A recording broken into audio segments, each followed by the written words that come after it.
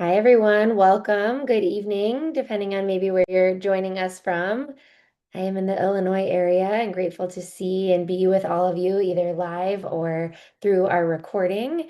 I'm Kelsey Mora. I'm a dual certified child life specialist and licensed clinical professional counselor, representing Pickles Group as the chief clinical officer, and really grateful and excited to have our incredible panel of experts and families and professionals to share their lived professional and personal experience, centering the experience of AAPI families talking to kids about cancer. So thank you to Dr. Bryant Lin representing Stanford and Dr. Sai Narotam representing Loyola Medicine. And then we have three wonderful young leaders and families who are also going to be sharing here tonight. So thank you.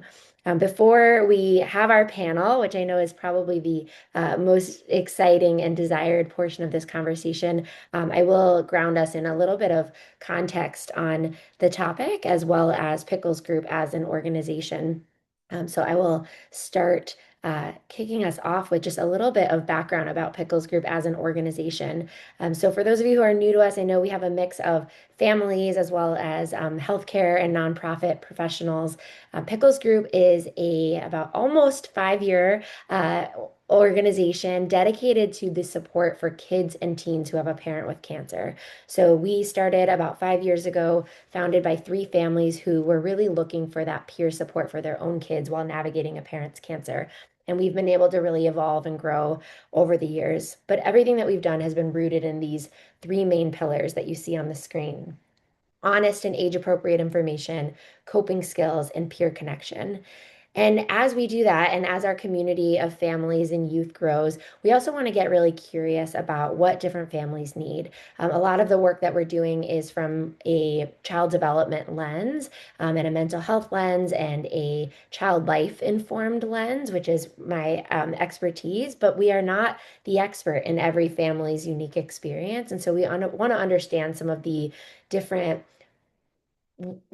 nuances that inform what a family may need at any given time. And so we've done a series of different panel discussions and webinars to really highlight and center voices from different communities and cancer types to really understand some of the experiences through a cultural lens. And so here tonight, we're really wanting to center the experience of families with Asian descent and background, their voices, and hear about what are some of the cultural and spiritual and religious nuances, and contributions to how and why a family navigates things a certain way, knowing that we are not the expert in every family's experience. And so that is really the purpose of tonight's conversation. We will talk a little bit about developmental responses. And so we lean into what kids tend to need based on their age and development. We'll also take a brief look at our family cancer support kit because that is one of our number one resources that we share with families and hospitals. And we are coming out with a new resource as well in the fall, that will focus on advanced cancer conversations, including end of life conversations. Our Family Cancer Support Kit is really designed to be an initial resource for families and clinicians navigating the early diagnosis and treatment throughout cancer. And then we'll pivot to our family panel and discussion. And so like I said, we have two professionals and three families that you're going to get to hear from about their lived experience. And at that point, you'll hear less from me and more about what this really looks like day in and day out from specific families. So I'll start with the developmental responses, and want to just give a general overview about how kids typically approach having a parent with cancer based on where they're at developmentally. At Pickles Group, our youth programming is designed for kids who are about 6 to 18, so usually first through 12th grade. The panelists that you're hearing from, the youth panelists, are teenagers who are now peer leaders in our program. So they have probably gone through our program, have maybe been navigating their parents' cancer for a while and are now in a peer leadership role where they are supporting younger and newer youth in our programs. And so that is a really unique opportunity to live and breathe our mission around kids supporting kids, having older and I don't want to say wiser, but I'll say experienced teens working with other kids who need support, and that is the beauty and the glue that really holds our program together. To see themselves in another child is really special. So I just wanted to highlight that in the sense that a lot of our teenagers are in a peer leadership program, but are first going through our program as a participant. So while we don't provide direct support to infants, toddlers, and preschoolers, we recognize that families likely have kids who are in those different age groups. And so I want to just give a brief overview about how that looks at different age ranges. So starting with infancy and toddlers, it's very common for families to think, and even clinicians to think that, they're not likely to understand or remember what's going on. And there is obviously some truth to that. They don't understand exactly what's happening, and they may not remember every detail, but they certainly can sense some of the changes that are happening in their environment, and they may be aware of how other people are feeling or how it's disrupting their day-to-day routine, and they may wonder or worry why that is, and they may display behaviors and regression based on how they're feeling because things feel really stressful or chaotic or different. So you might see more crying, or you might see more regression, or you might see more clinginess. And so helping even these youngest kiddos feel a little bit more safe and grounded can be really helpful for the whole family to know that yes, there is a change, and yes, there is stress, and we're navigating it together. Preschoolers start to have more understanding, but they're often relating it to what's familiar to them. And so this can be really important to talk about because we recognize that families may have very different reasons why they are not sharing information with their children. And that's something we want to really unpack and understand tonight. And we also know that when we don't give kids information, they may fill in the gaps on their own. And that can sometimes be harmful if they're thinking something that's really far from the truth. And so for preschoolers, if we only talk about sickness, they may think about sicknesses that are familiar to them. So cold, flu, cough, runny nose, things that are contagious, things that get better quickly. And that's not usually how cancer works. Usually the symptoms are very different. The presentation is very different. It sometimes takes a lot longer to get better. Sometimes someone gets, feels more sick before they feel better. And so helping kids understand at the very minimum that it's a different kind of sickness can be really helpful for them to just understand why it looks different and what's happening. As well as we'll often talk to families about explaining to kids that it's a problem with the cells to really distinguish that it's not a germ, and that you can't catch it. And that can be really helpful. Even if we're not talking to kids about every detail, they do pick up on what they see and what they experience. And so starting with what maybe they need to know if a parent is away for a while, or a parent is having physical changes to their appearance or to their abilities, that can be really important to explain to kids. Otherwise, they might fill in the gaps with something that is not true. And so then we get to our elementary age, which is I know some of the ages of our youth when they first navigated their parents' cancer, but also one of the most common ages in Pickles group.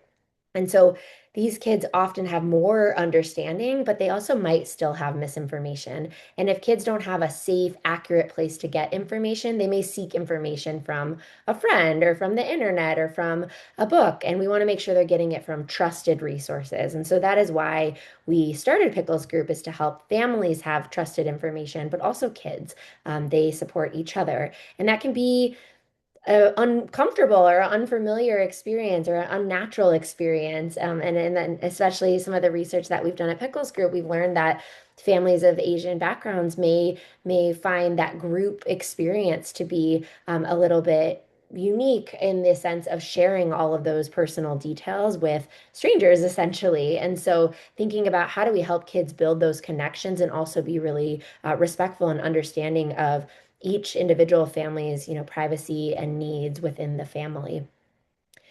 And then last but not least, teenagers. And I know Aarohi, Oliver, and Ray are probably going to have a lot to say about this topic since they represent this age range. But Adolescents obviously understand a lot more, but they might be thinking about the big picture. How does this affect me? What's my role in this? How can I be helpful and still, do my normal responsibilities like school and activities and leadership and maybe I'm thinking about college and how do I navigate that and how that's going to affect my family. And so really taking a family approach to this. And the more that families can talk about these things, the less that a teenager feels they need to navigate it completely on their own because they might be holding a lot of that. Sometimes parents will tell us that their kid is not as open, or maybe they feel like they're shutting them out or they're not talking about it. And that may be because that teenager feels like they can't or they shouldn't. And so helping to break that down can be helpful for teenagers to not have to carry that alone. And certainly through our peer leadership program, many of these teens have made their own connections that can be tremendously helpful. So this is our family cancer support kit. If you haven't seen it, this is what it looks like. It is available in English and Spanish for those to know of where you can find this and how it can help. And like I said, we are getting ready to release in November our kind of 2.0, which is how to talk to kids about advanced cancer. But this kit is a digital or print resource that's available to hospitals all over the world to be able to give to their patients who are asking, how do I tell my kids? Now, if a family is not asking that question or not feeling comfortable or ready or open to talk to their kids, this resource might feel surprising because it has a lot of information in it about how to actually have these conversations and why it's important. And so we want to have that conversation here together tonight about when and how to navigate that within any given family or culture. And the three tips that we use for talking to kids about cancer, it's not only about that diagnosis, it could be about treatment, it could be about surgery, it could be about a change in plans, is these three main tips, which is sharing information, sharing expectations, and sharing feelings. So for the purposes of tonight, I'm not going to go into a ton of detail about each of these three tips. We're going to kind of explore that through the panel.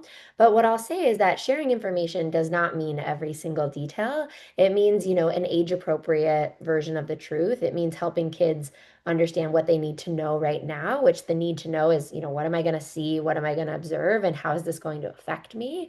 And then sharing expectations is navigating, the changes that come with cancer. What's going to be the same? What's going to be different? How are we going to get through this together? And then last but not least, which we'll talk a lot about on the panel, is how do we share our feelings? It's common to want to shield our kids from feelings out of, strength and discomfort and sometimes it gives kids permission to know that it's okay for me to feel sad about this. It's okay for me to still experience joy through this. And how do we make that comfortable for the family while also recognizing different familial relationships within the family system?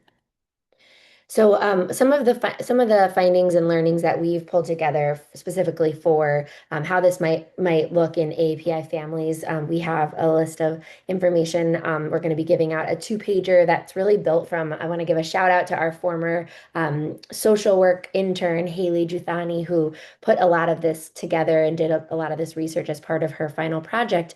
But really understanding and unpacking how families of Asian descent may come to these conversations. And so, one thing that can be really important to understand is the emphasis on collectivism. In American culture, we often approach things from an individualistic perspective, and it's really common for Asian families to approach things from a collectivist approach. So, really thinking about the community through their own culture or religion. Maybe care decisions are made as an entire family, and there's representation and conversation happening through the whole family. So it may not be, how do I talk to my kids about cancer, but how are we all discussing this together? How is this affecting everyone?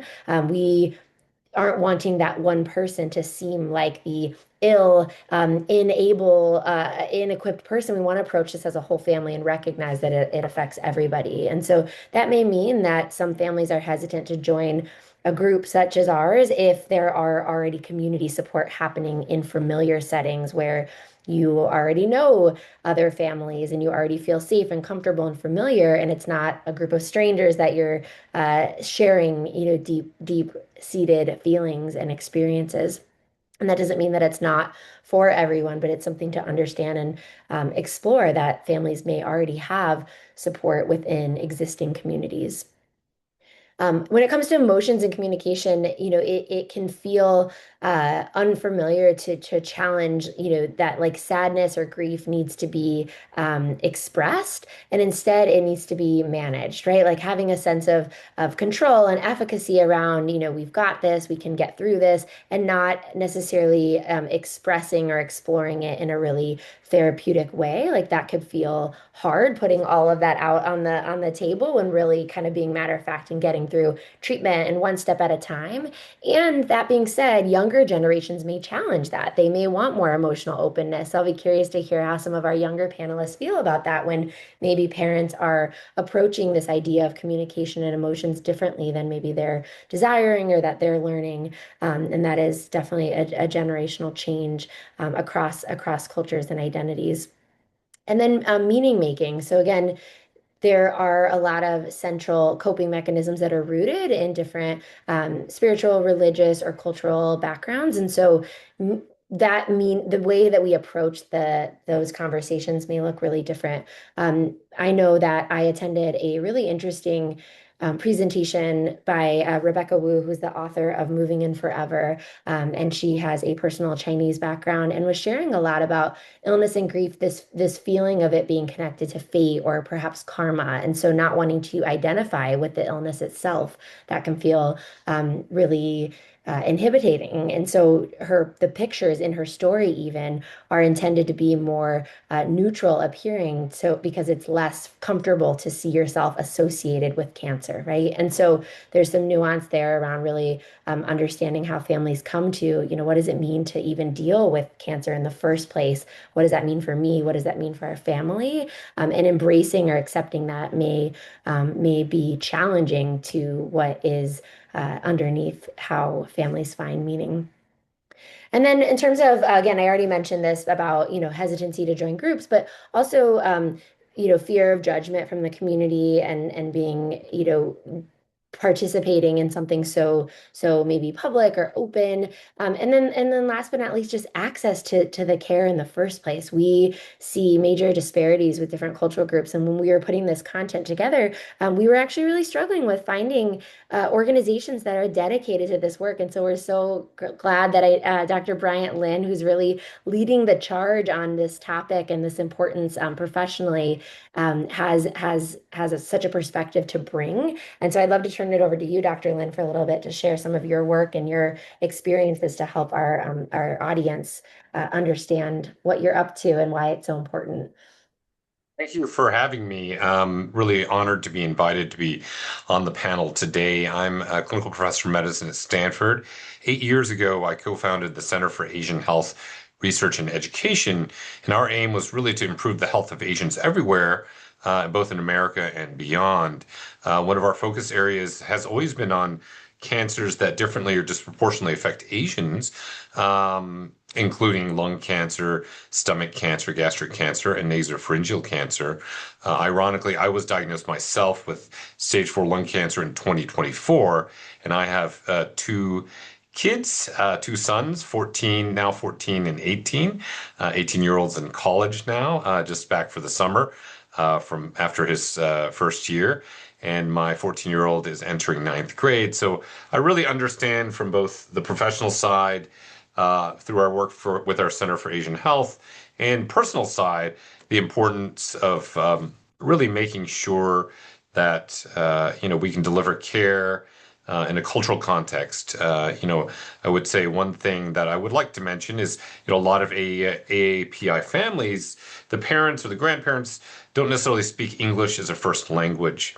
And there are many barriers to care. So, that's one thing we've been trying to raise awareness about and knowledge about. And yeah, there's a lot of challenging sources of information out there, both for families and patients, and they're not necessarily delivered in the context we would like and that we're familiar with, as Kelsey was saying earlier. So these are all areas we're working on in addition to the science and education that we're doing at Stanford. So really, thank you for having me.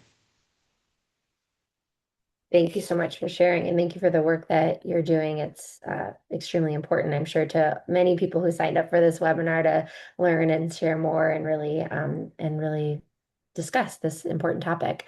Before we move to the panel discussion, of course, as part of thinking about what are some of the barriers and opportunities within families of Asian background, also thinking about some of the strength that comes. I think that's probably evident for many of you who are here tonight, but also just highlighting the importance of how one's culture influences their abilities to navigate cancer. And so, of course, having a strong family commitment and deep caregiving values are going to help the whole family navigate such a difficult time. And certainly, on our two pager that you're going to get after this webinar, there's a lot of conversation on there about language barriers and being cautious to clinicians to not rely on the younger generation to interpret for their elders. That is not an appropriate role for young people to play, and can add to some of this discomfort and distress around how families navigate the conversation in the first place. And so, being really mindful about just even the family roles and caregiving values. And if we're asking young people to do things that are really challenging that can feel very uncomfortable and disrupt trust. Community support is a huge strength. And so at Pickles Group, we really value community. And so we want to help ensure that families are finding community in places that feel approachable, and culturally informed and sensitive and safe. And so we're thinking about constantly about how to do that well for kids and teens and parents. Having that spiritual grounding. I know many, I'm sure Dr. Narotam will have a lot to say about this topic, but certainly having a foundation of resiliency that's built in values and beliefs can be tremendously helpful when someone is navigating something so life-changing, to have that foundation of values that build a strong foundation to build off of as they navigate, challenge after challenge, and then multi-generational support. I mean, Dr. Lin, you just spoke to all the different family members that come into play and that can be so valuable when someone has cancer and maybe there's kids that need care, or there's, household responsibilities that need to shift and change, and having a larger group of family members to really share that, and collectively support one another can be tremendously valuable when someone is not able to do their typical roles and responsibilities within the family. And then last but not least, of course, adaptability. We were going to talk a lot about how there's so many changes that happen when navigating a parent's cancer, and being really nimble and adaptable and finding solutions. And I know we are, all wanting to improve the care and experience of AAPI families, and also recognize that many families are probably using their own self-advocacy to find their way, despite maybe some of the obvious gaps and barriers. And so really looking forward to hearing how different families have navigated some of those challenges, to inspire and inform other families who might be listening. So I'm going to turn it over to Dr. Narotam. I'm going to introduce him to actually moderate our panel discussion. But here on the screen and then here on our videos, you can see who's here tonight. So you already got to hear from Dr. Bryant Lin. You'll get to hear from him more. And then we also have three incredible teens. I think we might still be. Oh, Ray, you're here now. Great. We're so glad. We've got Ray Zenimoto, Oliver Straya, and Aarohi, joined by her mother, Alpana. So thank you all for being here today. I'm going to have you introduce yourself more shortly, but before I do, I'm just going to close out my screen, and so that we can see everyone a bit better. And I'd like to introduce Dr. Sai Narotam. So Dr. Sai Narotam earned his doctorate in clinical psychology with a specialization in health and rehabilitation psychology. He completed his clinical residency at Henry Ford Health in Detroit, Michigan, followed by a postdoctoral fellowship at the University of Wisconsin Hospital and Clinics in Madison, Wisconsin. Following his fellowship, Dr. Narotam joined the University of Washington, where he held a dual appointment as a rehabilitation psychologist and assistant professor in the Department of Rehabilitation Medicine. In this role, he provided clinical services and contributed to interdisciplinary education and research within the rehabilitation setting. Dr. Narotam recently joined Loyola University Medical Center, where he now holds a dual appointment as an assistant assistant professor and clinical psychologist within the Division of Hematology and Oncology. His work at Loyola Medicine spans patient care, clinical research, and the supervision and training of psychology, externs, residents, and postdoctoral fellows. Dr. Narotam has been an incredible partner to Pickles Group and providing referrals locally in the Chicagoland area, but helping us expand our reach. And so, really grateful for you to moderate our panel discussions. I'll turn it over to you, and then we'd love to hear more from each of our panelists as well. Thank you. Yeah, thank you, Kelsey. I'm really excited about being here, so thank you again for having me. I'm really honored, like Dr. Lin had mentioned. Before I kind of jump into some of these things, I was wondering if the panelists wanted to introduce themselves a little bit.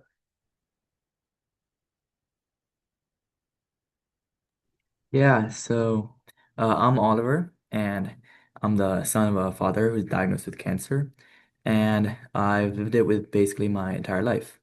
So for the last 17 years, I've experienced the ups and downs of having a father with cancer and the emotional changes that he went through.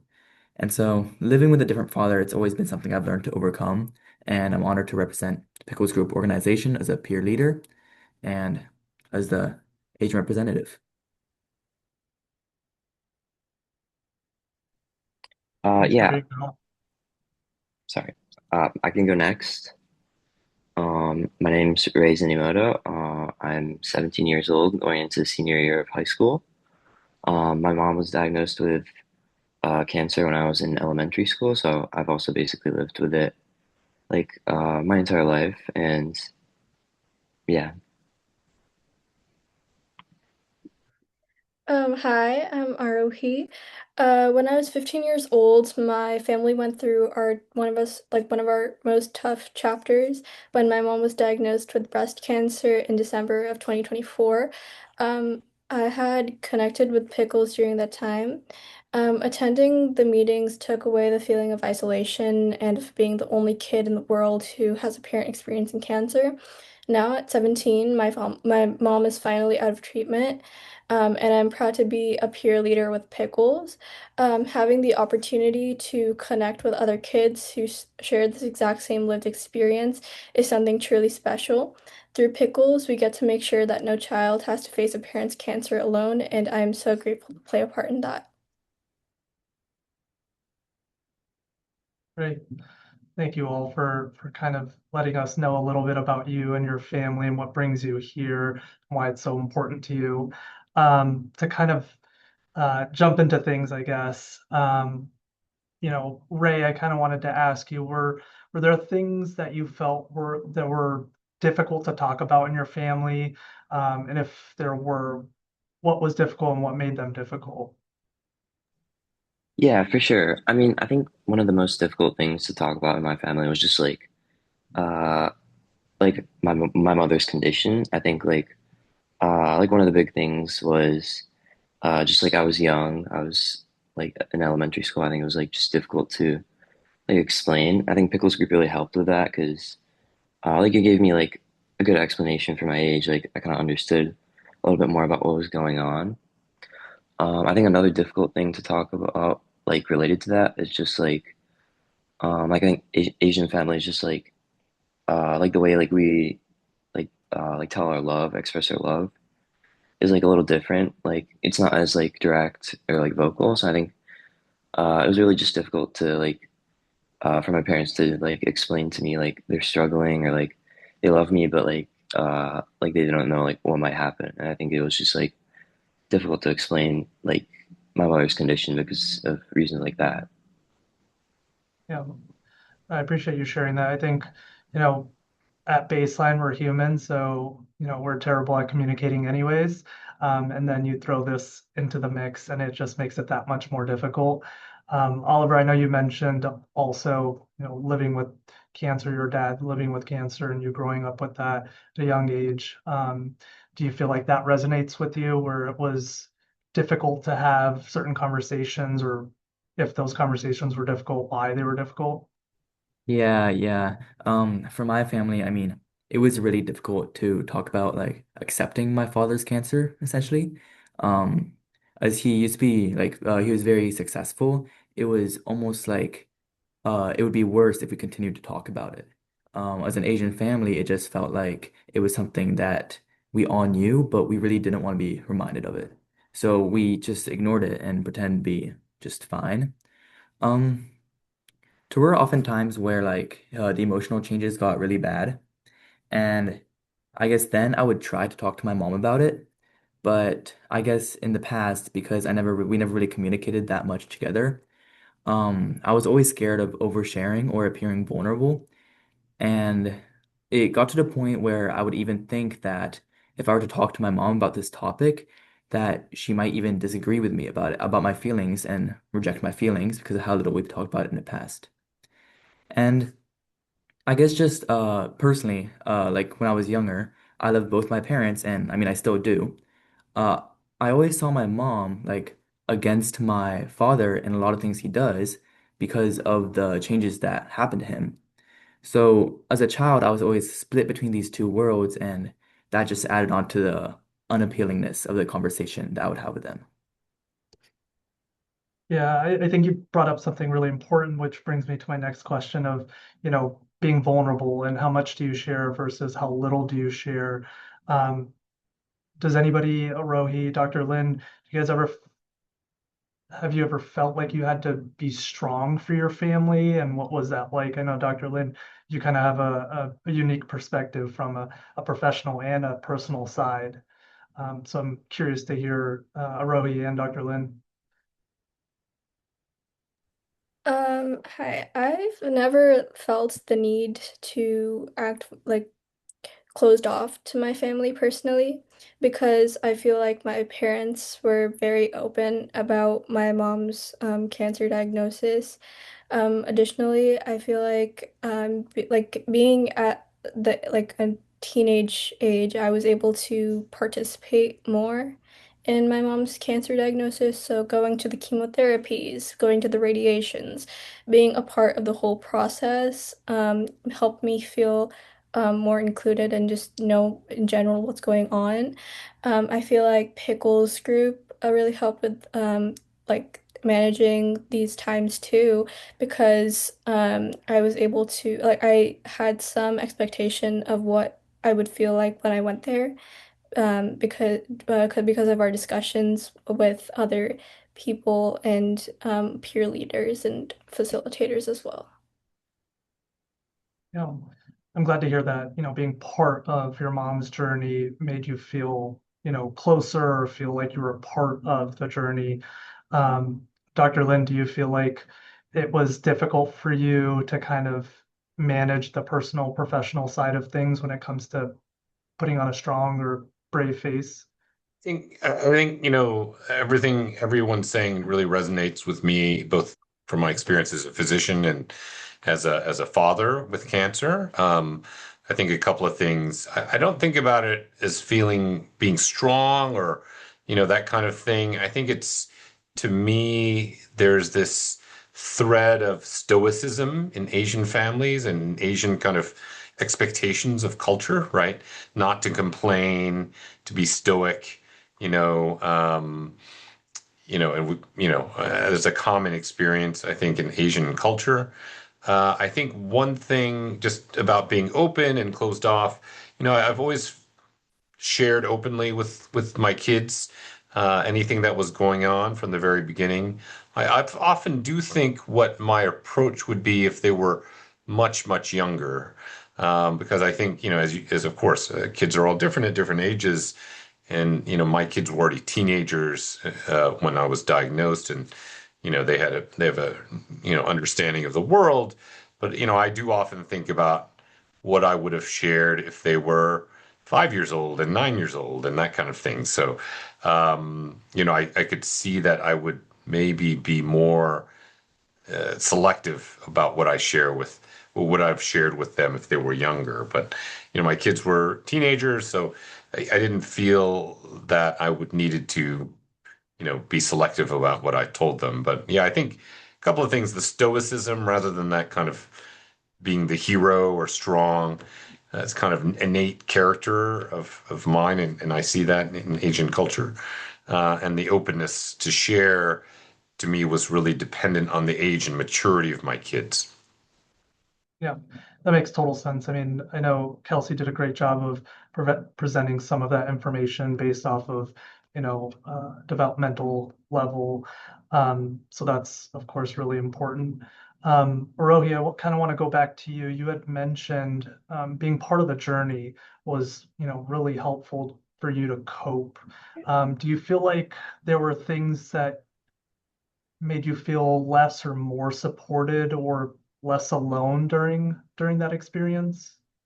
Well, I think during a parent's cancer, having the support of your family and friends is the most important thing in the world. Thankfully for my family, our extended family was able to come out from all over the world to support us.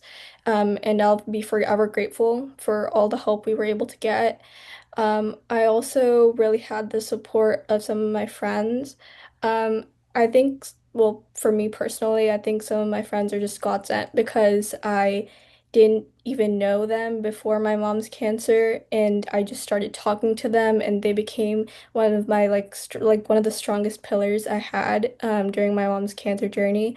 And they're the ones who basically kept me going to school, kept me finishing my homework and doing extra things outside of school just to like, help me cope. So I think that was definitely something that allowed me to like cope through my mom's cancer. Additionally, I think having the support of my teachers was really a helpful thing during my mom's cancer because some days if was just not feeling up to it, I would go up to them and like let them know about it, and they would be perfectly fine with that. And I think having that openness and vulnerability with your teachers is a very important thing.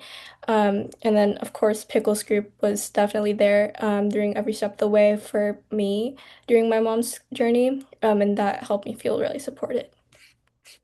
Yeah, I hear you. I think, it sounds like it's what Kelsey had mentioned when it comes to the collectivist culture really resonates with you, and that was really helpful through the journey. Um, to kind of throw it out to the entire panel, were there any family values, traditions, cultural beliefs that help shape the, you know, your parents' cancer or your cancer, Dr. Lin? I would like to say that, we as Asians, at least we personally are uh, kind of very God-fearing, I would say. And I will go back to what Kelsey said that, how sometimes we feel that it all came to us because of our karmas. But uh, truly speaking, that it is, it is very important to accept the fact and not run away from it. So that thankfully in our family was like given that, okay, this is what has happened. Now we just need to deal with it. How is the question? But personally, for me, going through my journey, I definitely prayed a lot. I definitely chanted a lot. And that gave me a lot of peace inside. Uh, it made me feel I'm safe no matter what. So definitely, I would say that that was something cultural because we tend to go to God when we are going through a difficult time. But that really helped me during my journey. Yeah, Want yeah, to I can definitely see that. Sorry, go ahead, Dr. Lin. Oh no, I just wanted to follow up because, I think I was gonna talk about spirituality as well. I think spiritual practices are really important, even though I'm not a religious person. And actually, my several of my friends are South Indian and Hindu, and actually they send me a yantra, and they taught me to chant, and they would send me chants to listen to. And that, even though I'm not religious, that was I gave me a lot of comfort as well, even though that's not of my cultural background. But also people, I have friends of Jewish faith who came and dropped off matzo ball soup and put me on the prayer list for the temple. That was also very important to me. So I think, spiritual practices. I know Cassie's question was about, what I'd want doctors and nurses to know. And I would say about to learn more about families' spiritual beliefs and what they practice, what brings them comfort. I think that's medicine has become very secularized over 100 years. Most of the care in the world, healthcare, was delivered usually by some sort of religious-based organization in the past, and that has really changed.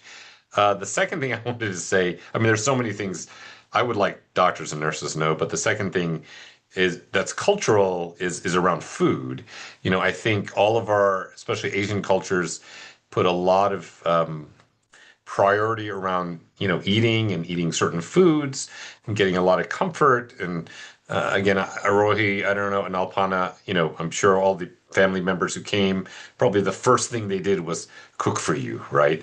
The freezer was probably full. I mean, I remember I got so much food at the beginning, God, we couldn't, I mean, we almost had to give it away, there was so much food. So I think that is important for also doctors and nurses to know, because nutrition, when you're getting cancer care, nutrition is important, but also in terms of the kids, you're busy, if it's two parents involved, sometimes it's hard to find time to make sure the kids are well fed and sometimes the kids may feel like, hey, I'm having to shoulder some responsibility. So that aspect of nutrition, not just for the patient, but for the family, is really, I think, very important, especially managing side effects from treatment like chemotherapy and, the nausea and vomiting that goes with it. And there are all these beliefs we have around food is either medicine or, as comfort. So I think that's something it's really important to learn about. Yeah, I totally agree. I think we're always hoping to learn and learn from our patients as well, because every person is different, and so I want to make sure we all want to make sure that we don't lose the humanistic side of things, and that who the person is at baseline. I know that we have some questions in the chat that I want to make sure that I get out. So Oliver and Ray, how old were you when you learned about cancer in elementary school, and how did you feel? Did you feel fear, especially of death? How did your parents and family support you when you first learned about the disease? I can go first. So actually, I didn't come from the pickles group pipeline, so I actually learned about it, what I think is pretty late, probably around fifth grade or the beginning of middle school. Um, During this time, I guess I never really, although I did think about the fear that there could possibly be the death of my father, I never really thought about it that deeply. I personally thought that he would overcome it because in my mind he was always a hero, right? Um, and for my parents and family, it was actually in sixth grade, my parents primarily tried to push me to become a neurosurgeon, thing that I would, grow up and I'd save my father's life. But so it wasn't really a lot of support, but it was more they turned it into motivation for the future. Yeah.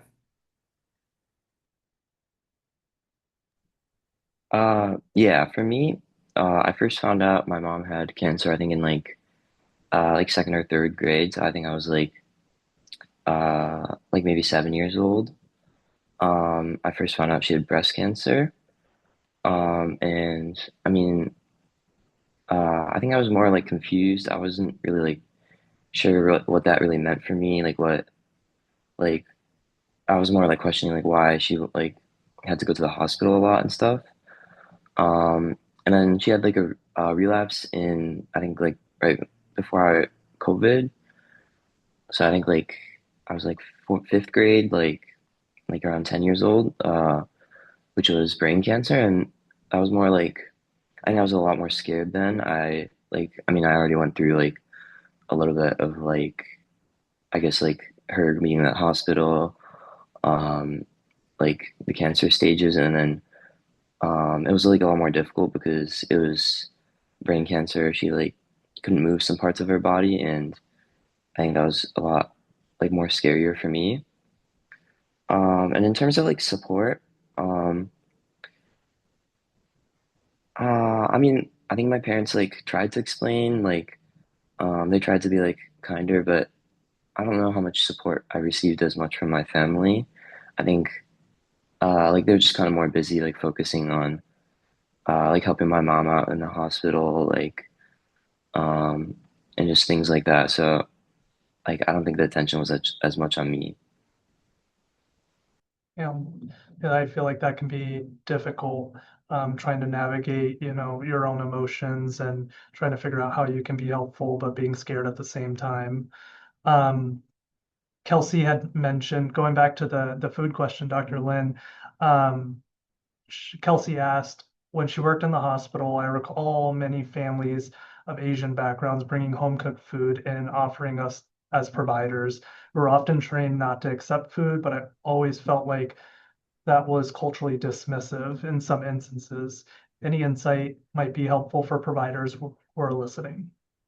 I mean, I think Asian families across the board, I think all families providing food is an expression of love. It's I think some people, like as Oliver and Ray were mentioning, sometimes our Asian families, we don't have an easy time saying I love you, right? But food and caring for somebody is a way we express love, and food in particular, right, is a very personal way. So I never turn down food. I always accept it. Sometimes the food is not so good, so I give it away to somebody who I think would appreciate the food. But it's interesting. I think it's always interesting also.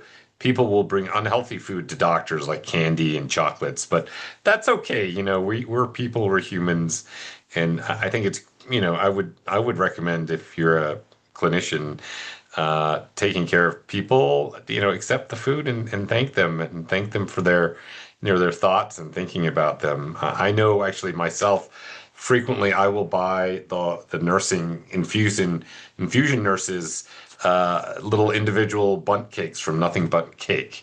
So, and they really appreciate it. They really appreciate it. And I always try to find food that somebody will like or they'll give away to somebody. So, yeah, no, I would say give it, accept it, thank them, and recognize it for what it is as an expression of love.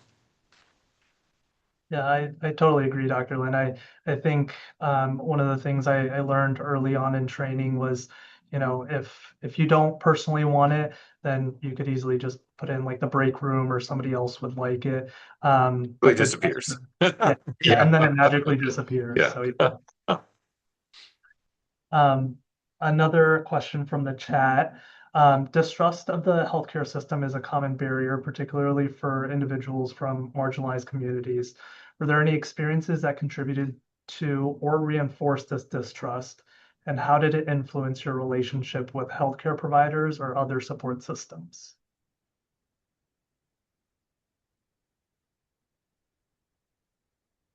Don't all jump at once.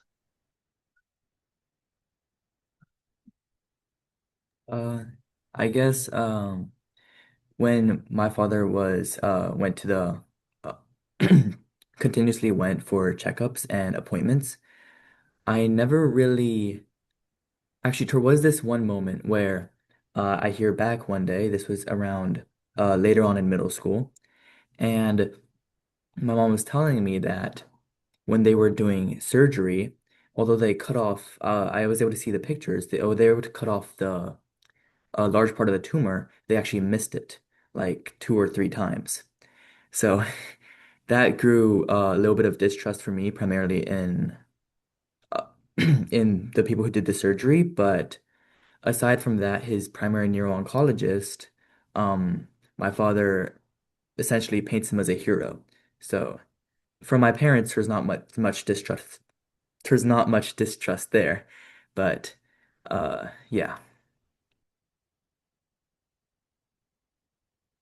I think this is a really important question, and I think comes up in many different communities, right? When it comes to the healthcare system, I'm curious if anybody else has any thoughts on this or were impacted by this? Yes. So for my family, my mom had a diagnosis of stage 1 breast cancer. And so the way her doctors laid out her pathway was surgery, radiations, medication. And just in the middle of the process, so after her surgery was completed, and she was about to move on to radiation. Her doctors mentioned that, oh, she's going to need chemotherapy now too. And at first, I thought, okay, maybe it's going to be like 2 chemos, we're done with it. But it turned out to be 16 chemos spread out over the span of 3 months. And I don't think that really ignited any distrust per se, but I feel like I was getting more tired on the fact that my mom is sick and I can't really do much about it.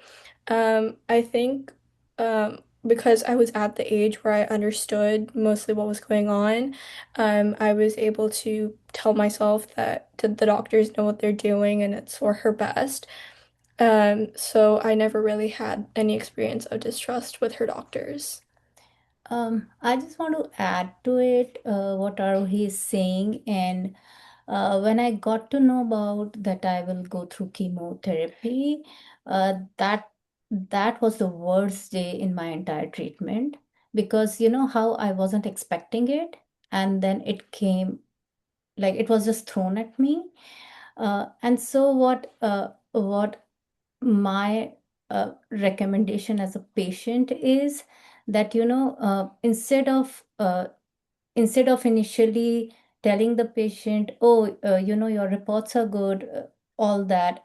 And I'm not saying that my doctor did not inform me that that might be a possibility, but then how, you can still keep it as an open thing for the patient that this might come up later for you.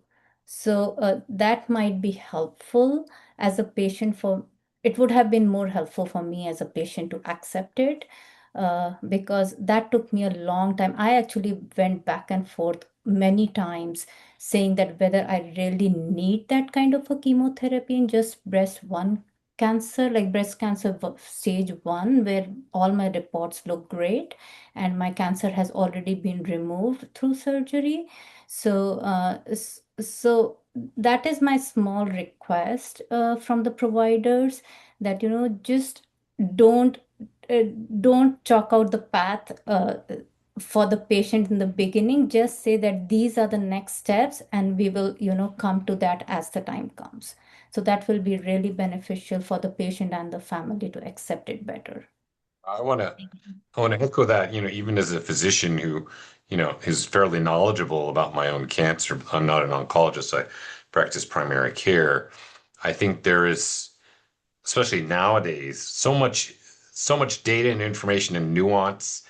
And it's hard, you've got, God, 15 minutes, 20 minutes, 30 minutes at most to communicate. So, I view these things, most of these things, as distrust that comes up from barriers, from friction in the system.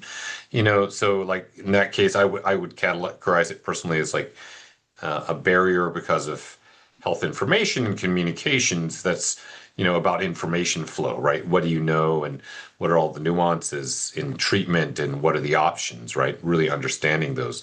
And that's really difficult. I'm going through that myself now because I've had some cancer progression recently, and I'm going to get radiation, and I may have to go on to a third stage of a third line of systemic treatment for my cancer.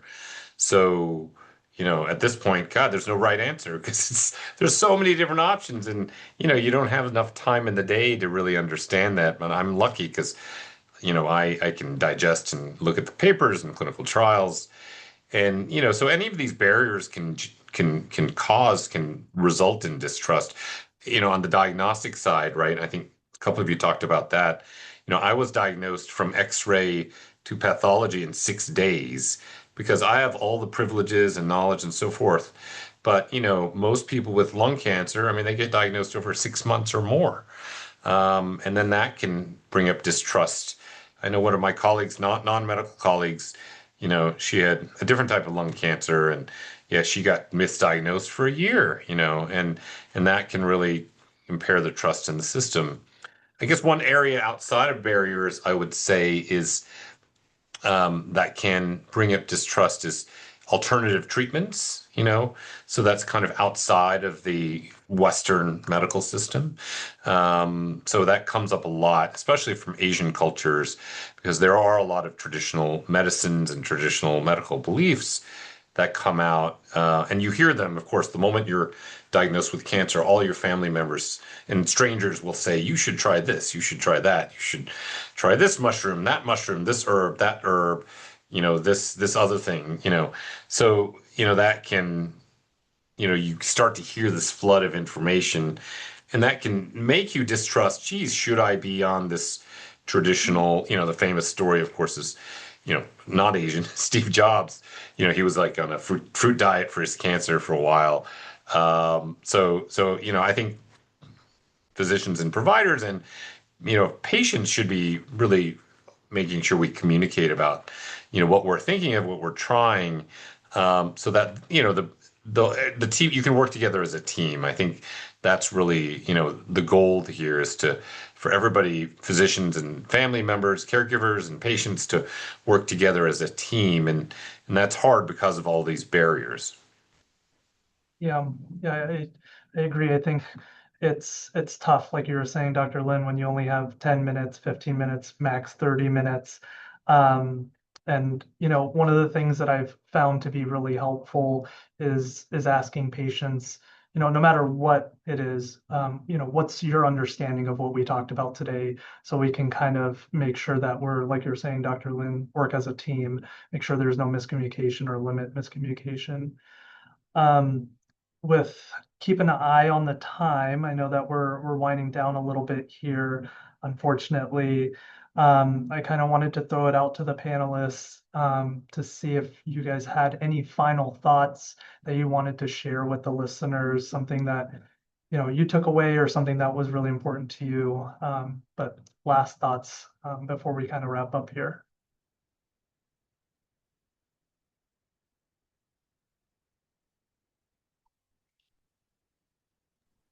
Yeah, I can go. Um, so I think one of the like big things, like I think I've learned over my time here at Pickles is really just like how much connections, friends, family like help. I think like the time my mom relapsed into brain cancer, it was just when like the pandemic hit. It was really hard to like meet with friends, like talk with family. I think that was like a really difficult time. And I think like that kind of support at Pickles Group really helped me. Like even afterwards. Um, yeah, I think it's like just sometimes difficult to like explain, especially to like little kids, like how you're feeling, like what you're thinking. Because like you don't really know it yourself. Like I mean, you're confused. It's the first time on like your journey, so I think really just like taking time to like explain, like and like be with people you love. Yeah, I agree with Ray. I mean, I'm lucky to have friends who, after I told them my situation, they were extremely supportive and helped me. Um, Although I do wish that I was a lot closer with my parents at a younger age. I do feel like, yeah, I feel like if I had the same connection with them as I had my friends when I told them about my situation, I would have liked it a lot more. So I would just say that connection with your parents, with everyone, and just true everyone understanding of the situation. I think that's crucial.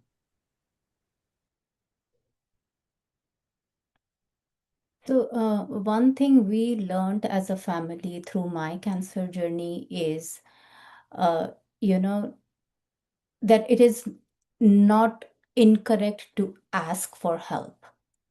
Because as Asians, sometimes we are very reluctant and we think, oh, we can manage everything by our own selves. But sometimes it is important to reach out to people, and you will be amazed to see how much people are willing to help out there if you ask for it. So that is one learning that I personally had, and I had a support group of my own, and it worked wonders for me. And also, we encouraged Arohi, and she joined Pickles, and it was like, everything changed for her after Pickles because she felt she's not alone in the world who is facing her parents' cancer.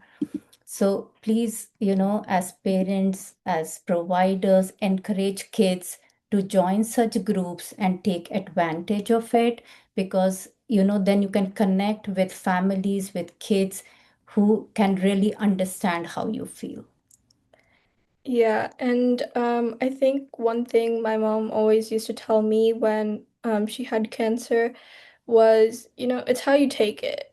Like the only sometimes the only thing that you can choose is your attitude, and if that's the only thing you have a choice in that day, you better make it a good choice.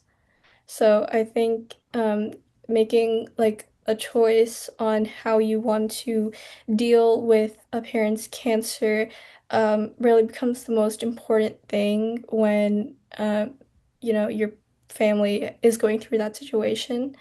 Yeah, thank you. Programs like Pickles and other programs and anything you can do to help patients and their families live well and find their happiness every day. To me, that's really the key point of all of this. In spite of or despite cancer, to really live well and find their happiness every day. Not just the patient, but the whole family, the whole team.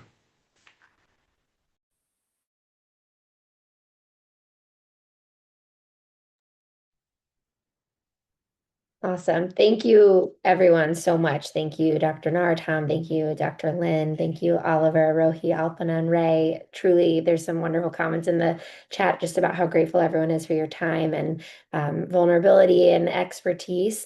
I'm just sharing on the screen. Our summer cohort just closed, but we are actively enrolling for our fall youth programming. So if something that we discussed tonight resonated with you, your family, the families you work with, and you'd like to inform more families about what we're up to, we have youth programming in the fall, and registration is due Friday, September 25th. So we have various different programs, ones that meet weekly, ones that meet monthly, ones for kids who have a parent living with cancer, ones for kids who have a parent who have lost a parent to cancer, as well as our peer leadership program, which can be something that inspires young people after they experience Pickles Group as a participant.